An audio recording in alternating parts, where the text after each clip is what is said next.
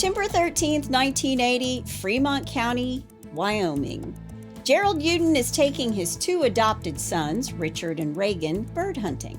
His ex-wife, Virginia, had been giving him heartburn over child support payments, something that didn't sit well with Gerald's new bride, Alice. When the boys and their mother disappear that day, and their abandoned car is found weeks later, police are stumped. But when this sordid tale begins to unfold, Gerald and his wife Alice are more than married. They're murderers, with 5 secret dead bodies between them. This is Alice and Gerald Uden, Love and Buried Bodies. Hey y'all, I'm Kris Calvert. And I'm her husband, Rob Podorf. Welcome to Hitched to Homicide. For better or worse. Till death do us part.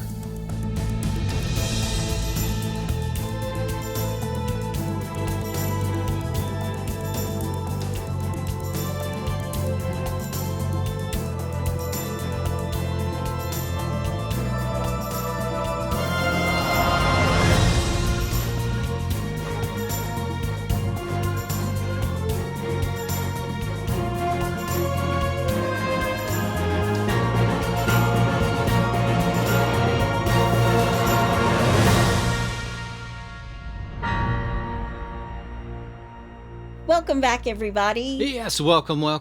And for our special friends down in Texas. Yeah? Howdy. Howdy, Texas. We got a lot of listeners down there in Texas. Yes, we do. The stars at night are big and bright. I can't clap because I'll send Rob in the control booth, like, over the edge. I'll let Scotty do it. Deep in the heart of Texas. It's just like Pee Wee Herman. There you go. Well, wherever you're listening, be sure to like, rate, and review. Subscribe wherever you're listening right now to the podcast. And if you're watching us on YouTube today, be sure to hit that subscribe button below. Yes. Don't forget, you can follow us on social media at Hitched to Homicide on Instagram and H2H_podcast on X. There you go. And speaking of following, if you want more true crime, please join the H2H In-Laws and Outlaws, our closed Facebook group. Yep. Where I post photos of the podcast, and others in our crew like to post things like the words, "Women are told we catch more flies with honey, but I can catch plenty with your hollowed out carcass." So this could go either way. Oh my God. Beautifully cross-stitched. Wow. Thank you, Sean Jones. That's funny. And to highlight a listener story from our emails and comments, this one's from our in-law and outlaw, Chuck Urso, who is a former sergeant at the LA Police Department. Oh. What a cool guy. He comments a lot. He's got some stories, I'm sure. But when we did the Dorothy Stratton story, the Playboy bunny who was murdered by her smarmy husband, Right. Chuck told us, quote, "While working for Playboy, I got to know Dorothy's sister, who was hooked up with Peter Bogdanovich." Oh, wow. He also said that Hef never got over Dorothy's murder. We love hearing information from people who were actually there. So Thank you, Chuck. We appreciate everybody's comments and emails. And now we even have a place on our website to submit a crazy story or interaction you've had with true crime yourself. So go check it out. So our phrase for the day is, be like Chuck. Be like Chuck. Not everybody can be like Chuck because Chuck's ex-LAPD. Right, exactly. Although I think once you're a police officer, you're always a police officer. Like being a Marine. Love the men in blue. Yep. Love everything that they do. Absolutely. First responders, nobody like them. Thanks for your service, Chuck. Absolutely. Well, before we get started on this crazy case that is going to span almost 40 years. Wow.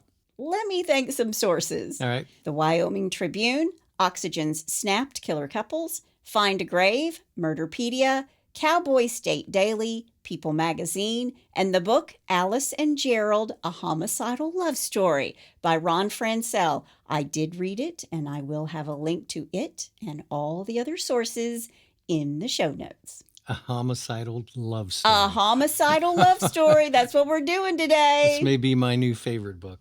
There you go. All right. Well, you ready to go? I am. Let's do it.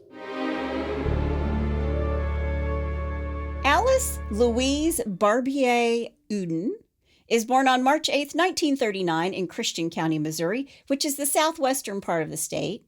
Her mother was an unwed teenager from Denver.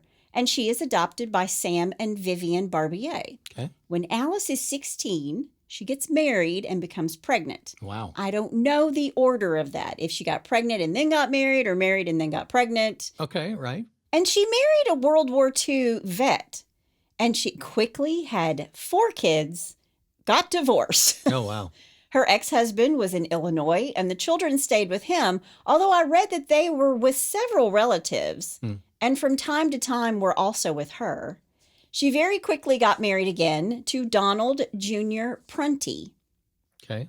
Don was born on October 8th, 1926, in Hancock County, Illinois. He's 13 years older than Alice, and Alice is his second wife. Don brought her to Wyoming to take care of a ranch, the Remount Ranch. And I looked up the Remount Ranch, and it actually dates back to 1875. Wow. Its original ranch house property was called Lone Tree Ranch, and it was purchased in 1886 by Thomas Gunston, and it was a place where outlaw Tom Horn used to hang out and hide out when federal agents were looking for him for murder. Wow. It's also the home of Mary O'Hara, who wrote many books and short stories, but her most famous was My Friend Flicka. Oh, really? Read that a long time ago. Yeah. Wow.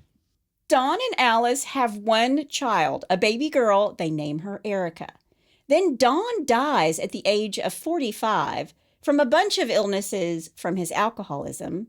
There was a note in his medical chart that Alice was giving Dawn something to help him stop drinking. Wonder what that was. There was no autopsy. Hmm. That's called foreshadowing. Uh-oh. Okay. Wait a minute. There you go. Yes. Dawn died on July 23rd, 1973, leaving her with little baby Erica. Okay.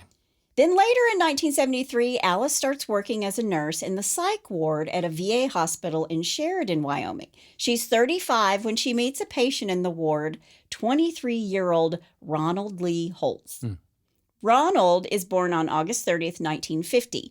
He served in Vietnam as a helicopter door gunner.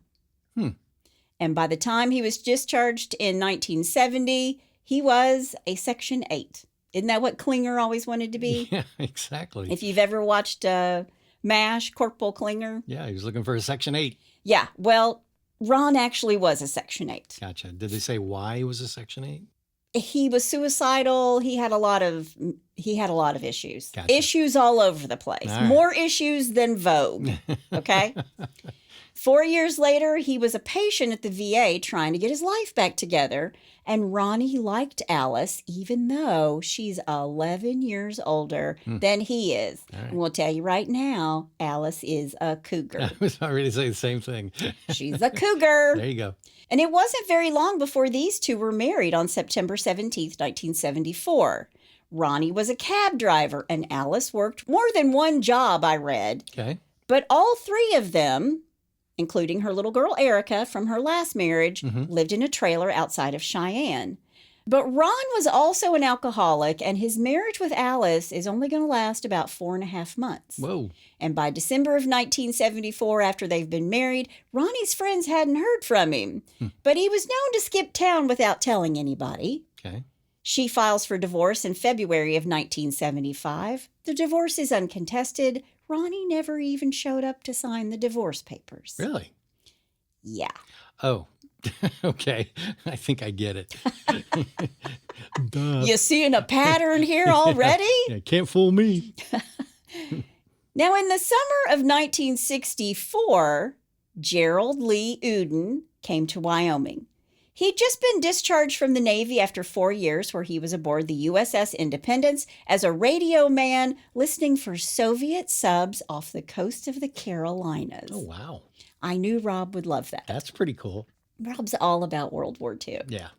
He was originally from Harvard, Nebraska, which is a tiny little town. And Gerald's parents, Lloyd and Betty, later moved them to Lander, Wyoming when he's a kid. Gerald was born in 1941. He was really close to his family. His grandparents in Nebraska lived close by on their own farmland. And the family as a whole went to church together. They ate together. They did lots of things together. Those good Midwest people. It was good Midwestern people hanging out together, going to church, casserole. These are casserole people. They've got the best recipes for casseroles. I remember those potluck dinners at my little country church in Ohio. Absolutely. Absolutely, yeah. Now, Nebraska is where Gerald learned to shoot, hunt, and fix cars. And when he's 17, he leaves Nebraska and heads west. But he didn't get too far because his car broke down and his dad had to come pick him up.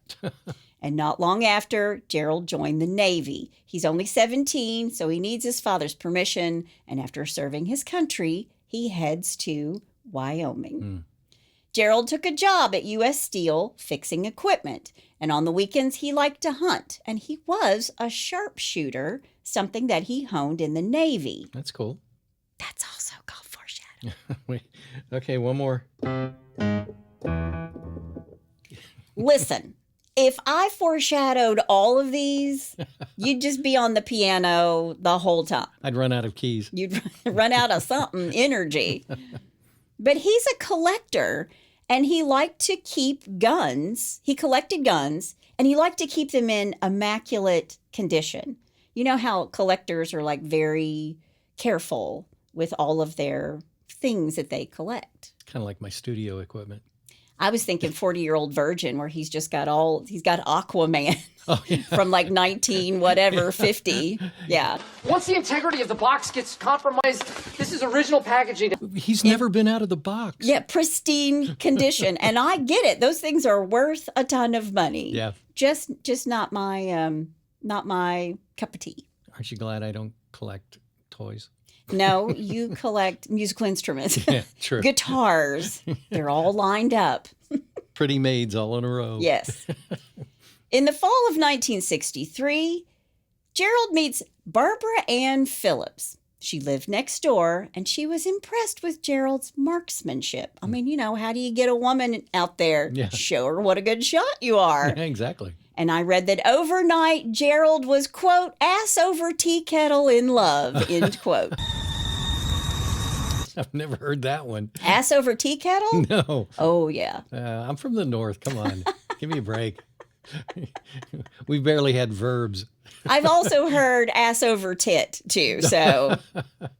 Ass over kettle. But he was ass over tea kettle in love with Barbara Ann. She's only 17 and still in high school. He's 21. He's just back from being in the Navy. Yeah. She graduates early and they get married at Christmas. And after living in an apartment, they moved into a trailer on Gerald's parents' land. Now, Barbara Ann, she took birth control pills because she didn't want to get pregnant right away. Why would she? She's 17. Sure. But they can also cause blood clots in women, and this is exactly what happened to Barbara Ann. And she almost died. She was in the hospital. Wow. But when she made it home from the hospital, Gerald wanted her doing her chores and being his wife in and out of the bedroom. And she'd almost died like 2 weeks before that. So she packed up her bags, and Barbara Ann got herself a divorce. Oh, wow. Walked out the door. She was like 17 years old and going, no, thank you. Out of here. Gerald dated around a little bit until one day in 1974, Virginia Beard showed up on his doorstep asking him to appraise a rifle, a .22 from her grandfather. And when he tells her what it's worth, she's a little upset because she needs money. Virginia is a single mom coming back to town with 2 young sons. She had an ex-husband who was not paying child support. So Gerald, who was taken with Virginia, he starts helping her out with little things around the house. And her boys, Richard and Reagan, they were 4 and 6 at the time. And Gerald thought, these kids need a father. Now, the boys were Richard Lauren, who was born on November 22nd, 1968. He was the oldest. He was smart and he wore really big glasses, but his mom also wore glasses. Okay. He liked sports and radio-controlled things. Rob likes radio-controlled things, too. Reagan Cordell was the youngest and was born on May 25th, 1970. He was always on the move, maybe a little bit hyperactive, but Gerald thought he had found a ready-made family. Virginia introduced Gerald to her mother, Claire Martin, also a single mom, to Virginia. And she was a strong, independent woman. She was happy Virginia had found somebody, and 3 months after they meet, he asked Virginia to marry him. Wow. She agreed, and they married just a few days later, on July 3rd, 1974. You know, I just said wow, but you and I got engaged 4 months after we met. Was it only 4 months? May, June, July, August, September. Yeah. What was I thinking, y'all? And now it's been, what? Almost 6. 17 years? Yeah, 17 years. Yeah. You just never know, right? You never know. When it's right, it's right. When it's right, it's right. None of these are right. Maybe one of these relationships is right, but it's pretty deadly. We'll use ours as the right relationship. Okay, okay. All right. These two boys start calling Gerald Dad, and Virginia wanted her ex-husband out of the picture. And that can only happen if Gerald adopts the boys. And he does. Oh, wow. In March of 1975. Now suddenly he's the father of 2. But then 1 year later, they went on vacation to see her estranged father and her stepmom. And out of the blue, Virginia tells Gerald, I'm going to drive to Philadelphia to see some distant relatives. Alone. Strange. She buys Gerald a plane ticket and she says that she and the boys are going to stay behind. And Gerald thought they'd be home pretty soon because school was going to start. Sure. But they didn't come back. And Virginia and Gerald start arguing over the phone. He demands that she come home, and finally she does. But when she did, and the boys are back, she's not sleeping with him, and the boys are calling him Gerald instead of Dad. Whoa. So what happened in Philly? Yeah. A month later, Virginia asked him for a divorce, citing intolerable indignities, end quote. I didn't know that was a thing. I didn't either. I thought it was just irreconcilable differences. Yeah. When the divorce is final, he agreed to keep the boys on his medical insurance at U.S. Steel where he works, and he also agreed to pay $150 in child support. So they marry in July. The following March, he becomes their legal father, and 6 months later, Virginia files for divorce. And he has no idea why. Yeah, intolerable indignities. That's why. Okay. Wow. He moved out of their house and went into a trailer. Then Gerald went into a deep depression, and he even contemplated taking his own life. Wow. He did decide, I'm giving up on women. No more women. How many men out there have said that? I know. I was about ready to say famous last words by every man who's been scorned. Yeah, no more women. But women do the same thing. Yeah. No, I don't need a man. Yep. I don't need no stinking man. I don't need no stinking man. Yeah, don't need a man. Someday you might want one. Yeah. But then a new neighbor showed up in the space next to him at the trailer park. Her name was Alice Prunty, and she was the new trailer park manager. Okay. She was a widowed nurse and a single mom in her 30s.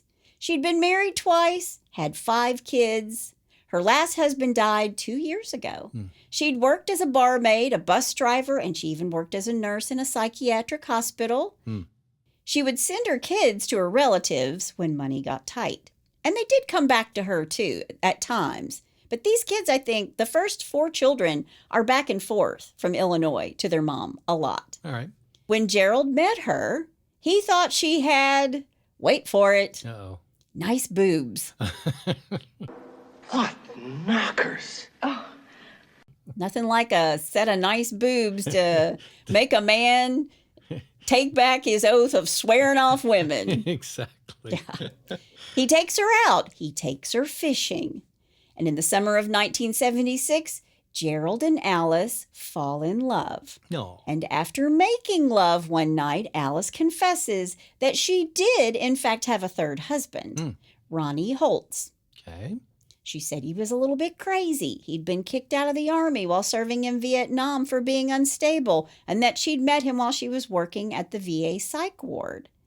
They fell in love, ran off, and got married. They lived in Cheyenne. He drove a cab.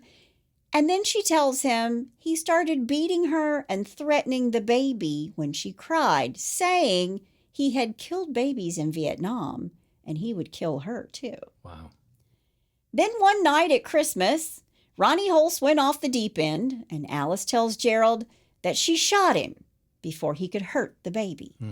It was self-defense, and she didn't have a choice. She stuffed his body in a cardboard storage barrel, rolled him out the front door onto the porch, and dropped him into the back of her Pinto. Wow. Then she drove to an abandoned mine shaft on the ranch she had managed with her other late husband, Don Prunty, the Remount Ranch. There, she knew of an old gold mine shaft. It was deep, so deep that when farm animals died, they'd throw them down the mine shaft. And this is exactly what she did. She rolls him out of the Pinto and into the mine shaft. Wow. She went home, packed up, and left before anyone could miss either one of them. Jeez. And a few months later, when she filed for that divorce, she claimed abandonment. And on cue, he doesn't show up in court because he's dead Exactly. and down in a mine shaft. Yeah, that's pretty hard to get out of. But she's telling Gerald this whole story, and she's crying that night, and she told him that she didn't know if he could still love her after she had confessed what she did. And Gerald told her right there, he promised her he would never tell a soul. Gerald, run away. Run away. Too late now, because as soon as his divorce is final from his second wife, Virginia, in mid-October of 1976, he married his third wife, Alice, on November 5th, 1976.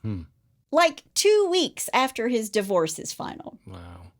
On the marriage certificate, she listed herself as a widow. She is. She's a black widow. Yeah, exactly. Wow.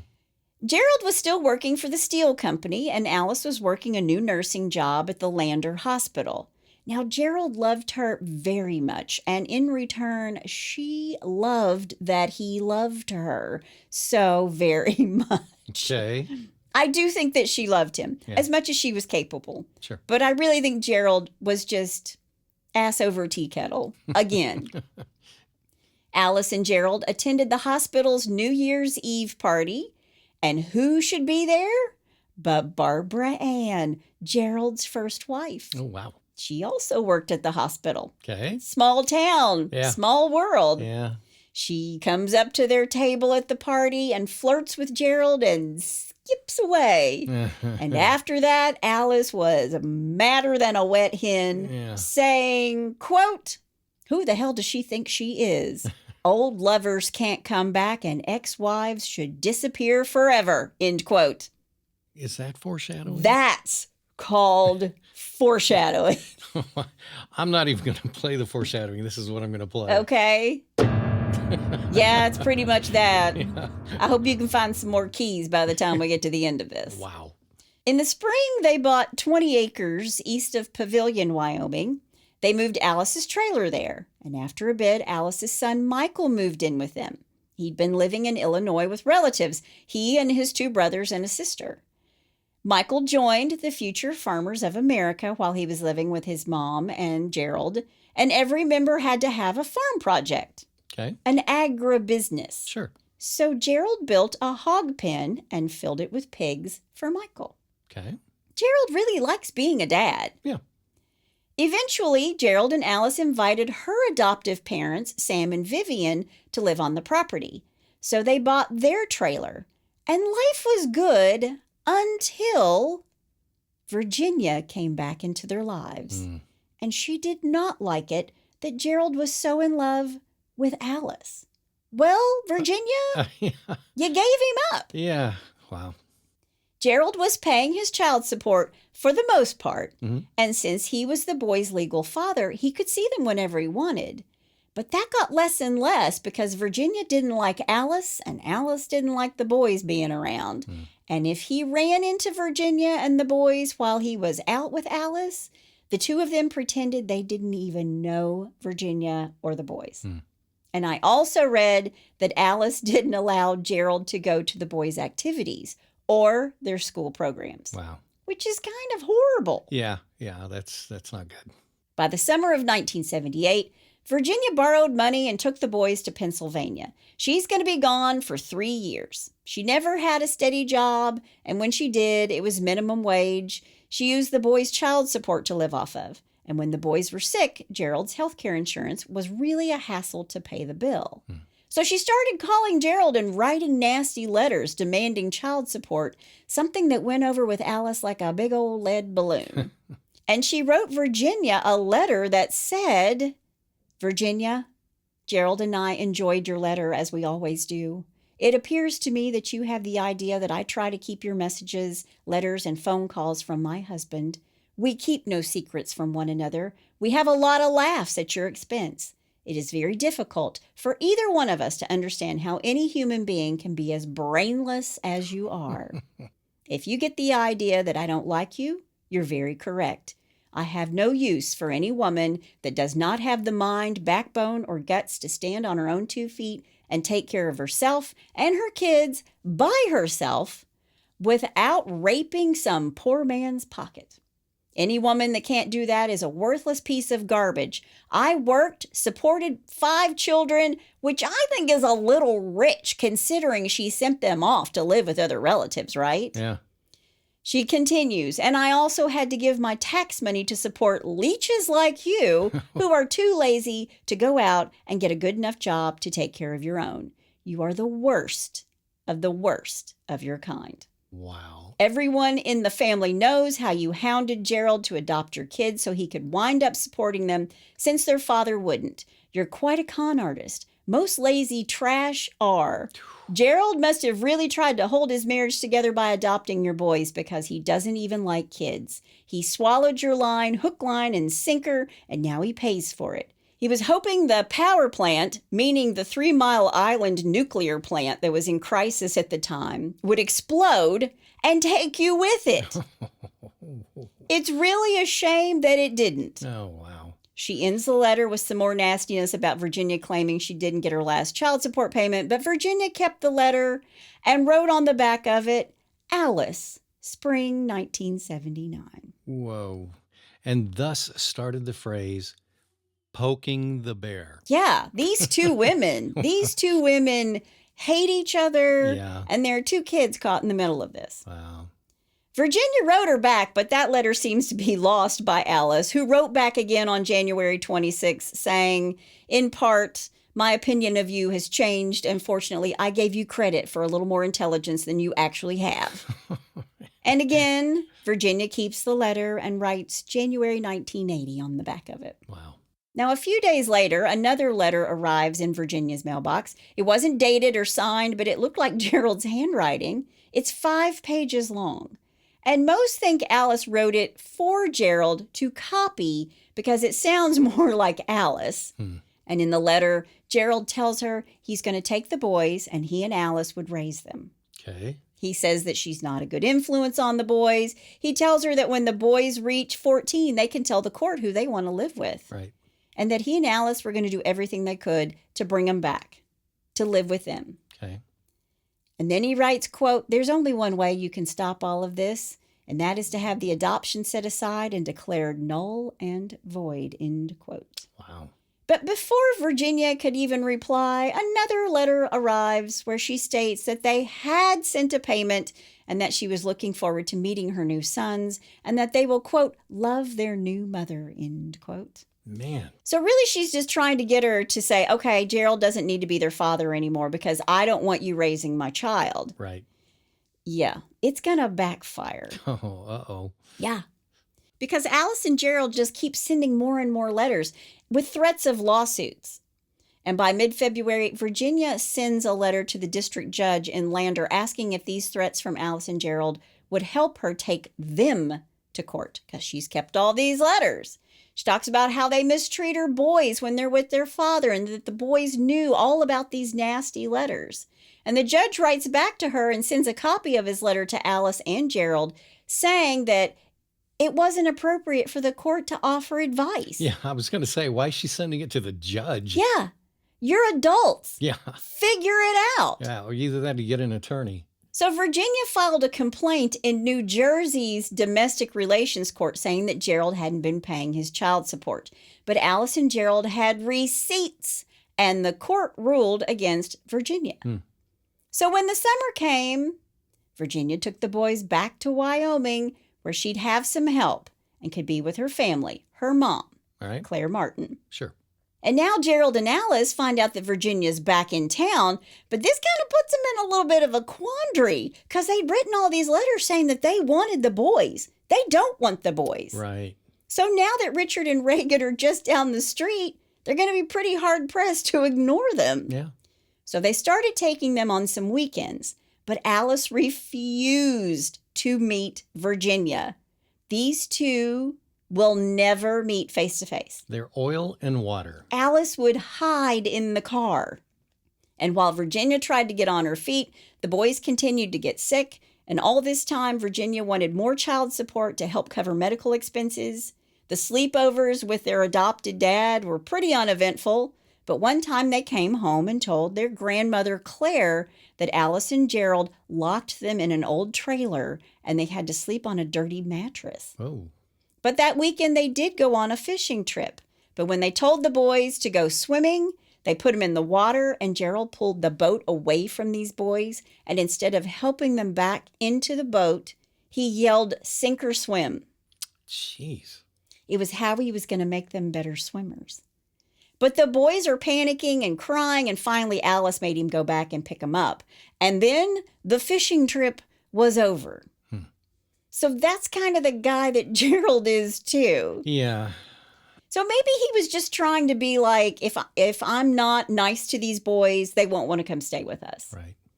On Thursday, September 11th, 1980, Gerald calls Virginia and tells her he has a flatbed trailer he can loan her so she can drive to New Jersey and get her stuff and come back to Wyoming. All right. From New Jersey, because she came in her car from New Jersey and she left everything behind. Gotcha. So these two arranged to meet at 2 p.m. on September 2nd at the corner of Tunnel Hill and Williams Roads.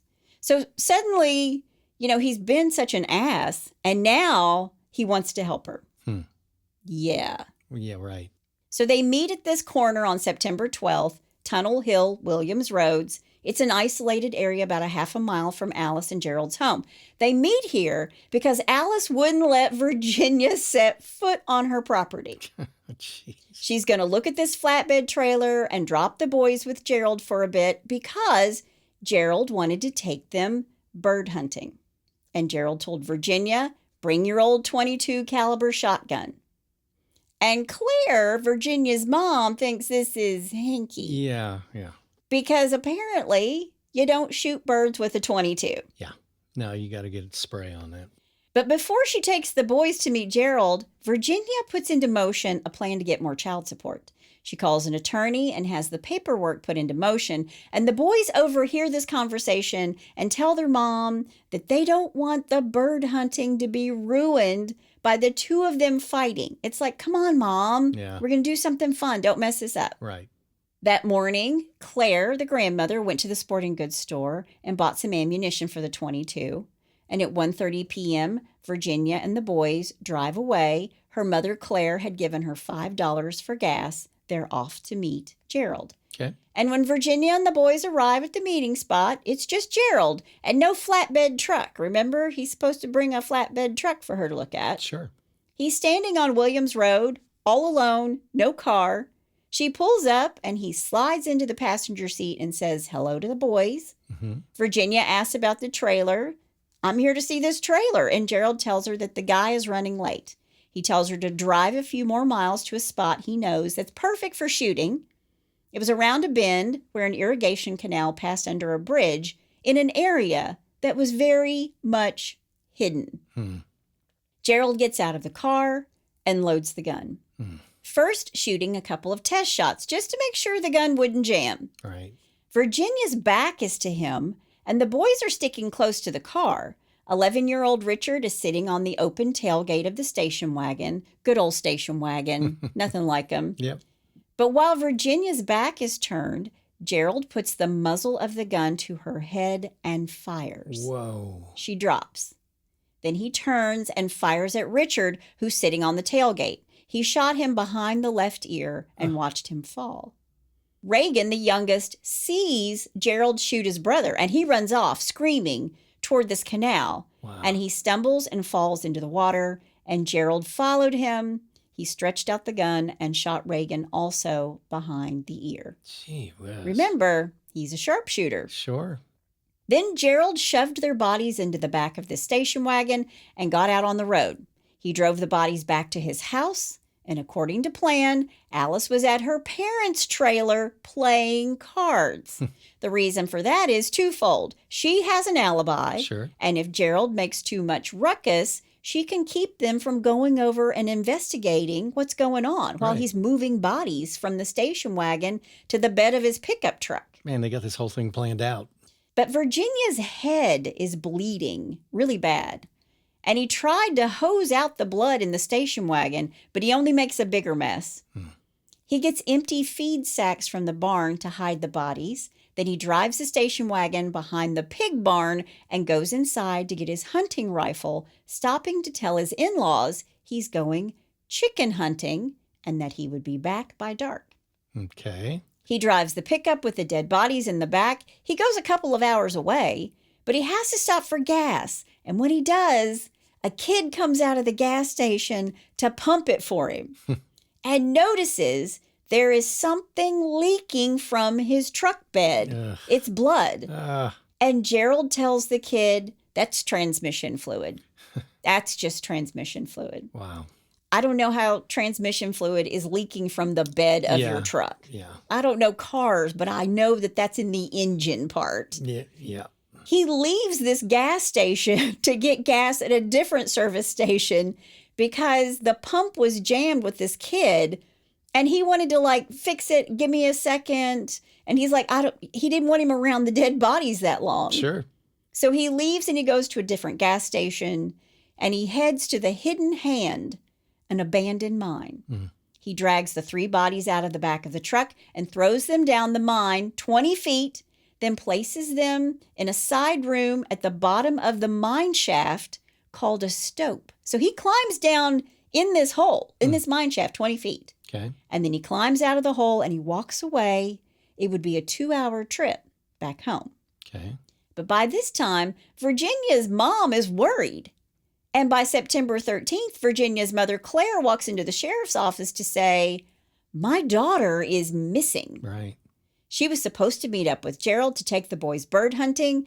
Claire calls in to check on her. The daughter, the grandsons, Gerald tells her they never showed up. And when Claire actually calls Gerald to say, where are they? He's angry with her. Like, yeah, I told him I'd take them bird hunting and they never even showed up. Like, he's surly. Yeah. He's salty about it. Yep. Claire's really worried. Gerald and Claire drive around looking for the boys. And while they search, Gerald keeps saying they didn't show up. They just didn't show up. He also tells Claire and her friend Marie, who's now joined in on the hunt, that his wife Alice is out looking for the 3 of them too. Which Claire is like, come on, dude. Yeah. Sell bullshit somewhere else. We're Yeah. all full up here. We Yeah. all know Alice hates Virginia. She's not out looking for her. And she could care less. That night, under the cover of darkness, Gerald gets Virginia's purse, some coats, bloody clothes, all of this out of the station wagon and into his shed. He drove the station wagon into the mountains while Alice followed close behind. Okay. He intends to roll the car into a mile-deep Trout Creek canyon where it could never be found. Wow. But the car didn't roll into the water, but got lodged on a big old boulder just 100 feet from the road, and the station wagon's out in plain sight. Wow. But the car wouldn't budge. He locked up the station wagon, smashed the taillights so they wouldn't reflect off somebody's headlights, and then he put pine limbs around the car trying to hide it, and Alice drove them both back home. Okay. Wow. That was a complete fail. Yeah. Yeah. That should be on TikTok. Oh my gosh. Yeah. If it wasn't so sad of why he was trying to get rid of this car. Yeah. Yeah. Yeah. Jeez. Stupid criminals. Wow. Meanwhile, Virginia's mom, Claire, is just a mess, and the police put out an APB on this brown Ford station wagon with the paneling down the side. 3 weeks go by, and nothing. October 4th, authorities get a phone call from somebody who was passing by and saw a half-hidden station wagon on the edge of a deep canyon in Wind River Mountains, and the tags match Claire Martin. It was the car Virginia was driving when they disappeared. And police find human blood in the back of the station wagon, and they test it, and it's type A, which was Virginia's blood type. Okay. Also in the back are .22 caliber shell casings. So the police are now really worried because it's not looking good. Yeah. But the station wagon is all they have, so they contact the media and release what information they have, hoping somebody's going to come forward with information. Sure. But it's a lot of wide open spaces where they are. Right. People still took to the hills looking for bodies. They have zero leads. They go back to Claire, to the grandma. They want her to tell them about Virginia's life. Who'd she hang out with? Was there anybody she ever mentioned that might not like her or have a problem with her? Mm-hmm. And this is when Claire spills the beans to the police that she thinks Gerald murdered Virginia and her grandsons. Oh, wow. So they say, interesting, tell us more. Yeah. What was their relationship like? And when they discover that these boys in Virginia were a problem in Alice and Gerald's marriage, well, because Virginia wanted more child support, Alice sent hateful letters to Virginia calling her brainless and accusing her of tricking Gerald into marrying her. Yeah. Everybody knows you didn't love him, you Right. know. Yeah. Yeah. They hated each other. Yep. And it was all about money. Right. Then on September 20th, a mailgram arrives at Claire's home. It was sent the afternoon before, on the 19th, by V.U. Martin to C. Martin in Riverton, Wyoming. Okay. And inside it says, Mom, sorry I have worried you. I am in trouble. The boys are okay. Cover for me. Say I'm in California. Will write when possible. Okay. And Claire's thinking, this is all wrong. Yeah. She'd taken it off across the country with $5 of gas money. Right. Because here's the thing. Virginia had saved $1,000 in cash, and she stashed it away at her mom's house. She was going to use that to go to New Jersey and get her stuff. So the $1,000 is still there. Why would she take off with $5 to California Sure. and leave the $1,000 behind? Yeah. Then on September 23rd, a typed letter arrived in Claire's mailbox, postmarked in Riverton the day before. Mom, hope I haven't worried you too much. She tells her mother that she's in Pennsylvania with friends that her mom doesn't know, and that she has money for now, but that was why she was in trouble. And she tells her mom that she can't give away her location and that they may be watching you. She tells her mother she'll be in touch when she can. So Claire writes back to this return address and then takes the mailgram to the sheriff's office, and they're like, look, she's fine. Yeah. There it is in black and white. Your daughter's fine. Yeah. But then on September 25th, another letter comes, and this one says, enclosed are 2 telegrams that have been sent to my address. There is no one by the name of V.U. Martin at this house. Oh, wow. A lady came in the place where I work and asked if I would send this telegram for her. She gave me some money and the message and left. That was my only contact. I would appreciate no further messages be sent to this address. It is very annoying. Wow. Thank you. Oh, my gosh. I see the house of cards just about ready to tumble. So Claire goes back to the sheriff and was like, look, I told you. Yeah. And Claire threw a fit to track down another woman who was paid to send the telegrams. She was like, find this woman. She wants to know who signed the letter from V.U. Martin. Sure. And that's when they discovered it's actually Yeah.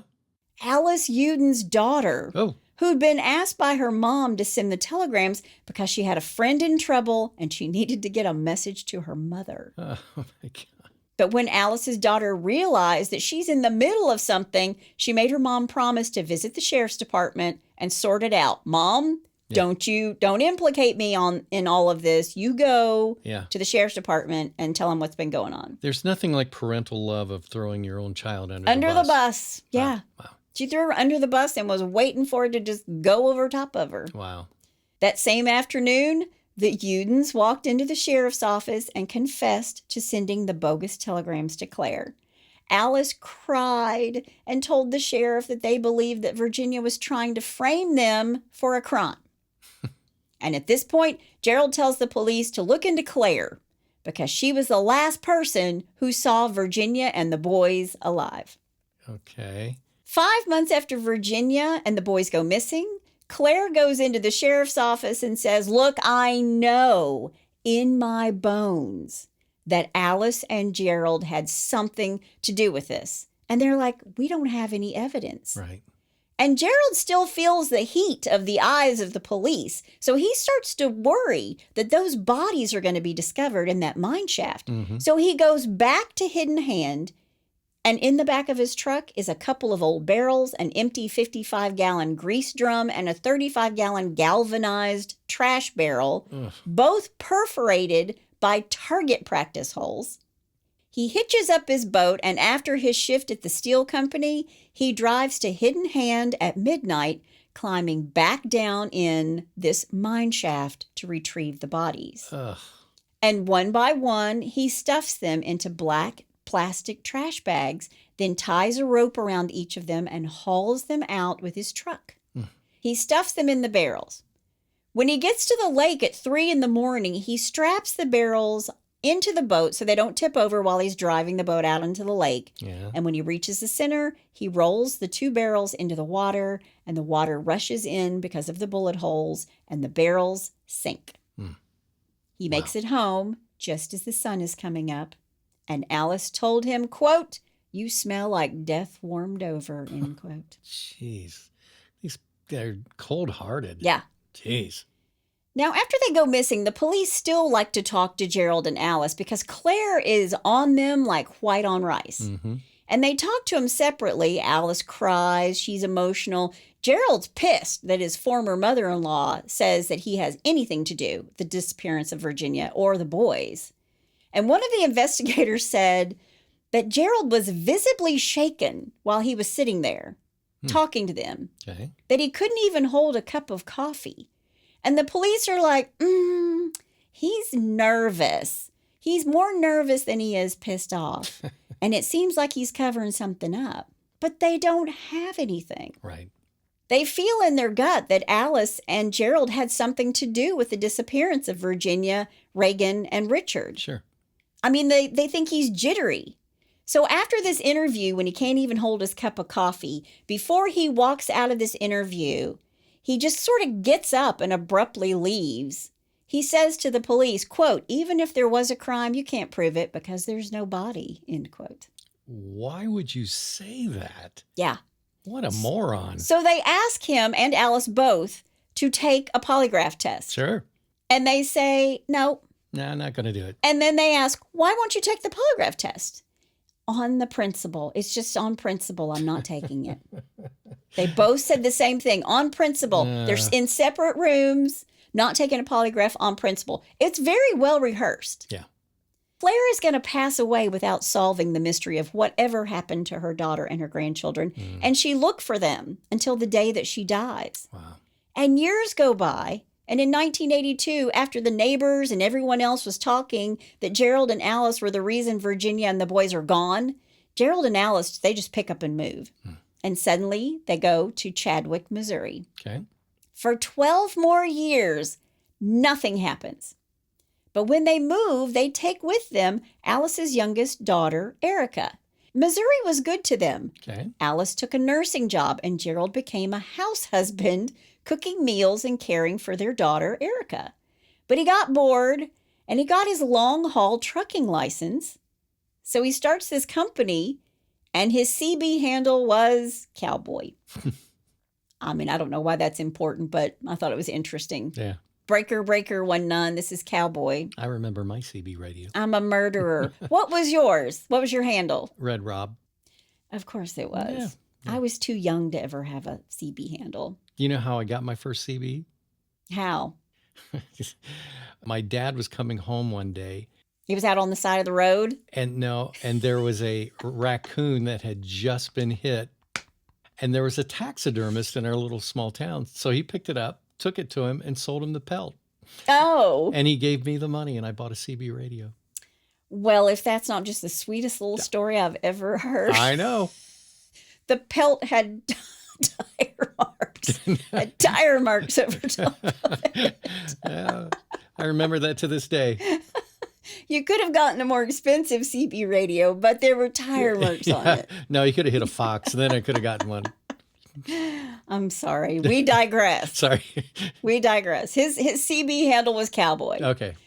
But these two move again to Springfield, Missouri. But the police and the sheriff's department back in Wyoming, they're still looking at this case. And one of the officers is keeping his ears and eyes open. He was actually an acquaintance of Alice's oldest son, Todd. Todd actually showed up at this officer's home when he was going through a messy divorce. Okay. The officer had once told Todd, "Call me if you need anything," because he knows that his mother and his stepfather are horrible people. Right. And Todd tells him that he has seen the missing flyer for Richard and Reagan. Mm-hmm. And when he saw it, it brought up some old memories for him. Uh-oh. See, Todd once lived with his mother and his stepfather, Don Prunty, near Cheyenne and the Remount Ranch, where they were caretakers. Mm-hmm. Don died, bad kidneys or liver. Todd can't remember. Right. But he and his mother at one point became drinking buddies. By the way, Todd's 14 at the time. Jeez.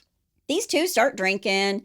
Alice gets a little misty and sentimental, and she tells Todd a story.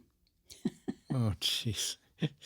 Okay. She tells him that 20 years before, when she was married to Ron, that he'd been very abusive toward her and that at the time she was afraid of him. So one night when he was asleep, she got Ron's .22. She shot him in the back of the head while he was sleeping. Wow. She dragged him out of the trailer, put him in a barrel, rolled him down to this abandoned mine at the Remount Ranch. She tells Todd that he got what he deserved. And now 20 years later, Todd needs to get this story off his chest after he sees that Richard and Reagan are missing. Right. So police look into what he's told them, and they realize no one had seen or heard from Ron since the winter of 1974. He wasn't drawing any Social Security, nothing. And he was a veteran. Right. He's a ghost, literally and figuratively both. Yeah, I was about to say, yeah. He's been in and out of mental hospitals. There are no more records of him in any hospital. So if Alice killed Ron, she and Gerald probably killed Virginia and the boys. Of course. So they try to find the body or the remains of Ronnie Holtz. They coordinate with the Cheyenne police to search the Remount Ranch, and everybody knew there was an abandoned gold mine shaft there, and it was a place where dead animals on the ranch would be dumped because it was so deep, 90 feet deep, 12 feet across. Wow. And the mine shaft is really dangerous, so no one would ever go down there because it's not safe. Mm-hmm. And when they get there and they think they're going to go down there and look for Ronnie, they decide to call off the search because they couldn't put anybody in danger. And they don't have anything to go on still because there are no bodies. And this also becomes a cold case along with the disappearance of Virginia, Richard, and Reagan. 11 more years pass without so much as a peep. And Alice and Gerald are living their best lives because Gerald now has a long-haul trucking company that's really, really successful.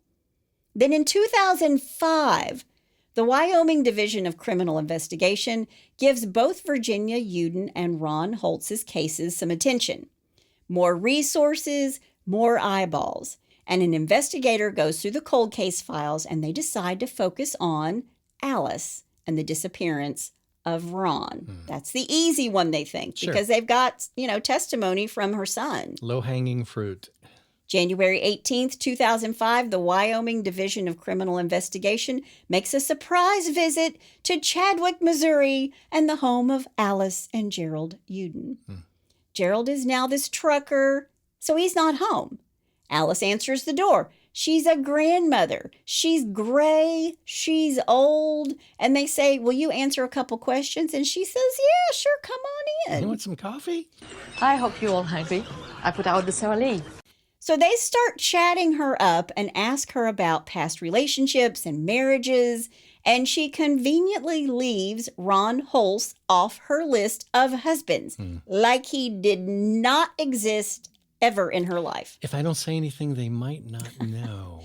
So immediately they are intrigued. Sure. And they ask her about Ron, point blank. And when she hears his name, she falls out of her chair. like almost fainting on them. She fainted dead away. What? Like, oh. They've kind of caught her off guard. I mean, it has been 30 years since she killed him. True. And when they ask her about her son, Todd's story about shooting Ron, she says, oh, that didn't happen. I just made that up as a cautionary tale because he was an abusive man. She tells them she divorced him and they moved on. So these police officers leave, but then they go to Erica Hayes, Alice's youngest daughter.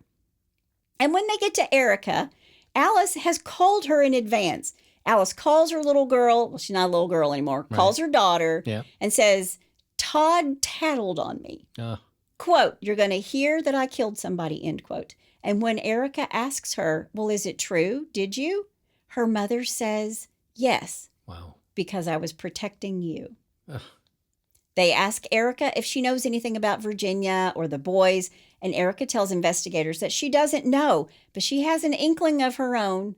She tells him that she thinks Gerald had something to do with the disappearance of Virginia, Richard, and Reagan. She doesn't have any proof, but that's what she thinks. She doesn't think her mom had anything to do with it. And when they press Erica, she tells them that once in a rather nonchalant way, Gerald had told her, if you need to get rid of a body, you need pigs. What? Yeah. Okay. Because pigs will eat anything. Oh, jeez. And it made me think of the book Hannibal, where they're feeding bodies to pigs. Oh, yeah. Erica tells them that she thought it was a twisted joke, but now she's afraid for Virginia and the boys because in 1980, Alice and Gerald had pigs. Remember, he built the pen. He had the pen, yeah. So they go back to this old house in Wyoming and they excavate the area where the hog pen used to be. And they're looking for evidence of the murders and they find nothing. 200 square meters of nothing. Right. Another 8 years go by. Jeez. And when it's April of 2013, they decide to put more eyes and more ears because they felt bad that Virginia's mom had worked until her dying day, right, until she was 92, to look for her daughter. A few months later, a big team goes back to Remount Ranch in the abandoned shaft, and they look for a day and a half, and they find pieces of a barrel. And inside that, they find a human skeleton. Oh. And in the back of the skull was a bullet hole. Wow. It matched the story that Todd told police. And they track down Ron's daughter from his first marriage. She's in Alaska. They get her DNA, and it's a match. There you go. So now they have the remains. And on September 26, 2013, they arrest Alice.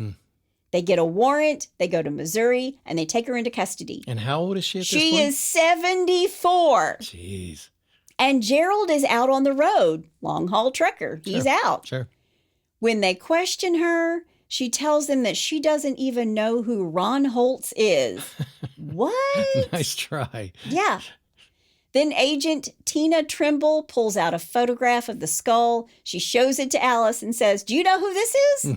And Alice says no. And the agent says, it's Ron Holtz. And she says, I kid you not, Alice says, is it? Oh, wow. They give Alice a chance to tell her story, to come clean. Okay. She tells Alice that they have him, so she says, well, it's because he was threatening to kill Erica because she cried. Right. She was just a little girl. She's screaming, and he ran in and said he was going to kill her. And I grabbed a .22 rifle and shot him in the back of the head. And how did he get in that hole? I put him there. Wow. I got him into the barrel and rolled him into my car to the back door and to the trunk and took him up to the mine and put him in there. Wow. Then she asks, are you going to take me to jail? And what do you think the investigator says? Oh, let me think about that for like 0.05 seconds. Sure. Yes, I am. They tell Alice they can go to the prosecutor, but she has to tell the whole truth. Sure. And when they ask what Gerald said to her about it, she says nothing. She doesn't say anything. Okay. It's been almost 40 years now, and Alice is finally going to be held accountable. Right. But they're going to use this arrest to their advantage. So Alice is charged with 1 count of first-degree murder for killing Ron Holtz. They hoped that would make Gerald want to talk. So they call Gerald and they tell him, Alice has been arrested. But they don't tell him what she's arrested for. They only say she's been arrested for what happened in Wyoming. Well, lots has happened in Wyoming. Yeah. Sneaky, sneaky. Yeah, smart on their part. And he doesn't ask. I'm sure because he's guilty of sin. Sure. So Gerald drives from Missouri to Wyoming, and when he arrives, he immediately starts talking, singing like a canary. And he says to them, I don't know why you arrested Alice. You arrested the wrong person. Gerald tells them, quote, I don't know how she could know anything about it because really she had nothing to do with it. For 33 years, I've said no, I never did nothing. But now you guys are here, and I have to assume you found some bodies or done something else. And I got to tell you, if you found bodies, it's a miracle, end quote. What a dummy. Yeah. He thinks Alice has been arrested for the boys, and so he told them she didn't do it. I did it. He tells police that Virginia was after him just for child support, and Alice was mad about it because they weren't his biological children. And she tells him, you better do something about it. Quote, I was paying her $150 a month. I'm trying to juggle 2 women, and it ain't flying. And so finally, I just went off, and I said, I've had it. I'm going to solve this problem, and so I did, end quote. Wow. He tells them exactly what he did, how he shot everybody. He tells it in detail, and he ends the story with, quote, and then they were all 3 dead that fast. It was 10 seconds and they were gone, end quote. Gee whiz. Gerald tells police that he put their bodies in steel drums. Wonder where he got that idea. Yeah. Poked holes in the drums and then took them out to Fremont Lake and watched them sink as they filled up with water. Gerald then got rid of the gun and tried to get rid of the station wagon. Here we go. Quote, I tried to roll it over the damn cliff, and you think it would go over the cliff? And the police officer said, not so much. And Gerald goes, not so much. Oh, man. Quote, I didn't get any pleasure out of doing that. None. But it did stop the child support, end quote.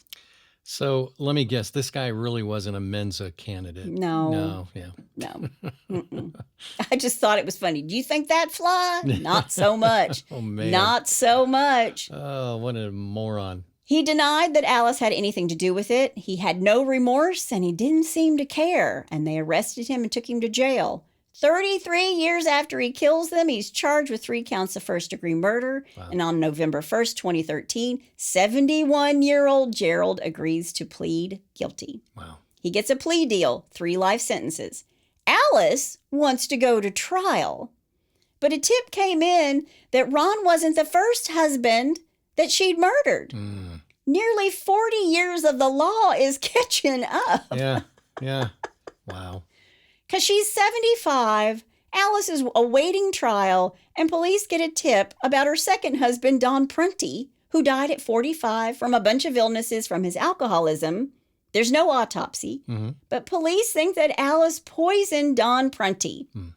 They go through his medical records, they're looking for clues, and in the medical chart, it's noted that Alice was giving Don something that would help stop his drinking. Remember? Yep.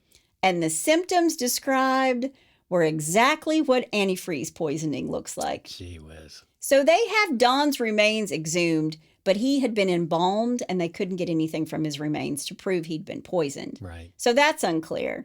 But she probably killed him too. Yeah. May 2014, her trial begins. Her son, Todd Scott, testifies that Ron was in bed sleeping when she shot him. Defense said it was self-defense. He also tells his mother while he's on the stand how much he despises her. Mom, I hate your guts. Wow. On May 8th, 2014, the jury goes out. 13 hours later, they acquitted her of murder 1, but she got murder 2 for shooting her husband in the head and hiding him in a barrel and a mine shaft. They didn't think it was premeditated. She's sentenced to life in prison. 5 years later, she died there. Then 2 days after Alice passes away, Gerald comes forward and says, look, I didn't kill him. Alice did it. Alice killed Virginia and the boys. So now that she's gone, he's just going to blame everything on Alice. Of course. And on September of 2019, the court rejected his attempt to withdraw his confession that it was coerced into his guilty plea and that Alice was the killer. He tried again in August of 2023 and again was denied. But killing people was a solution to a problem for both Gerald and Alice. Yeah. And they held these secrets together and loved each other very much. Wow. Today, Gerald Uden is in the Wyoming Medium Correctional Institution in Torrington, Wyoming. He will be there until he draws his last breath. But that is the story of Gerald and Alice. Till death do 'em part, right? Yeah. And that's all I have to say about that.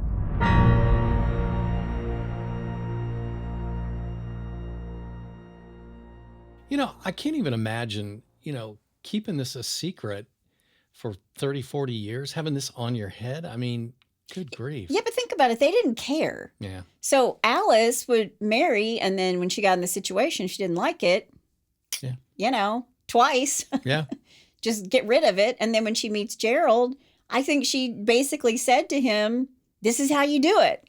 Get rid of them. Yeah. Because it was all about them. Yeah. It was all about her. And then once she had Gerald, it was all about them. Yeah.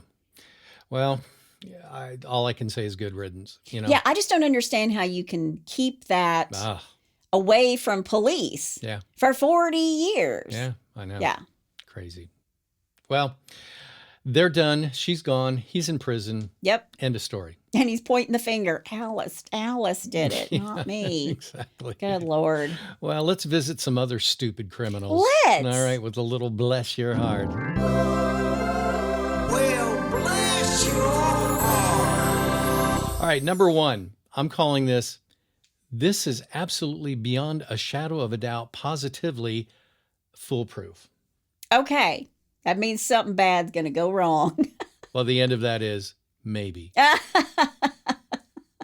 Criminals often think they're smarter than they are. But in this particular tale, here's a couple of masterminds who thought they'd, come up with a foolproof fraud scheme. Okay. Foolproof fraud. Yes. Now, this happened way back in 1996. A couple of Indiana teenagers believed that they'd hit upon an unbeatable system for hanging bad paper. And if you've ever seen the movie Catch Me If You Can, Leonardo DiCaprio's character, who is Frank Abagnale, not Abagnale. Abagnale Jr. Yeah. He was a check forger, and the FBI, they knew him as a paper hanger. Paper hanger. Yep. That's, now checks are electronic. Yeah. Paper hanger is someone who wrote bad checks, right?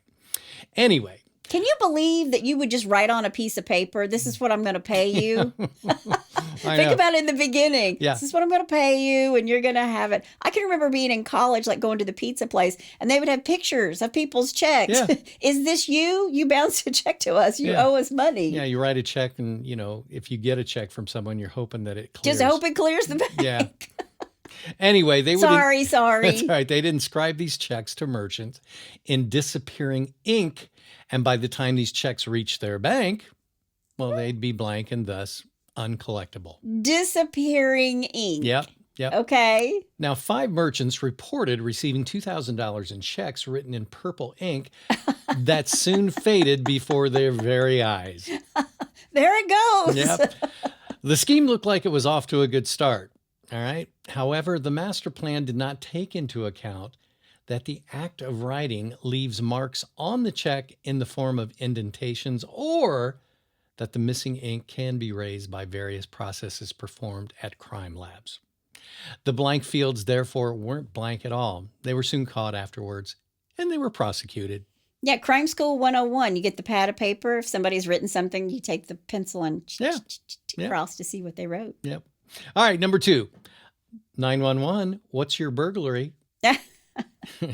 Just after midnight on the 20th of November of 1986, I'm going way back. We're doing a little retro this week. It's historical Bless Your Heart week. Yes, it is. And this happened in Kansas City, Missouri. Now, 3 policemen followed up on a mysterious 911 call. The The emergency dispatcher had given them the address, which is, of course, traceable by computer, but was unable to describe the problem because the caller had hung up as soon as the 911 operator had answered the call. Dispatch immediately thought, well, it could be a hostage taking, a medical emergency. So immediately the police were dispatched to the scene, but had no idea what they might be walking into. Okay. They didn't try to call the number back?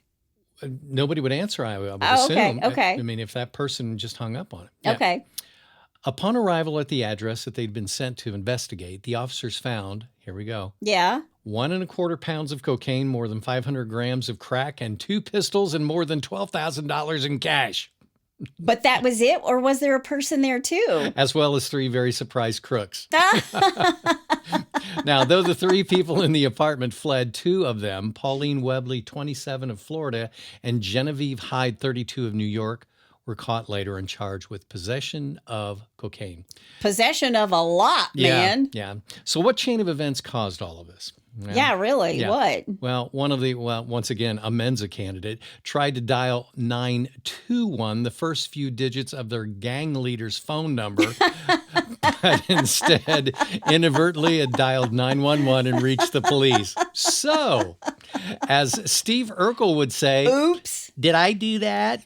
Oh, wow. Wow. Yeah. Well. Yeah, there you go. So, okay. Divine intervention. Yeah, exactly.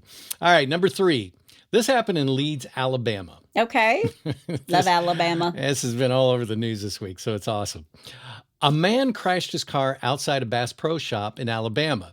He then stripped down to his birthday suit, plunged into a giant aquarium inside the store. The ordeal happened Thursday night in front of shocked shoppers in the town just outside of Birmingham.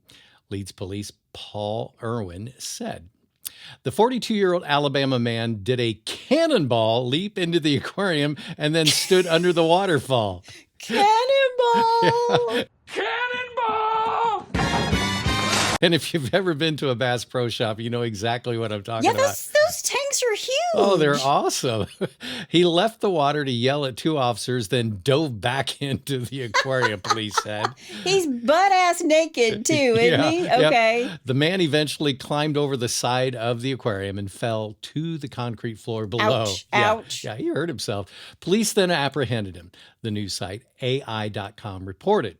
He faces several charges, including public lewdness, all right? Yeah, no clothes. Yep, disorderly conduct. Obvious. Yep, and criminal mischief. Also obvious. Right?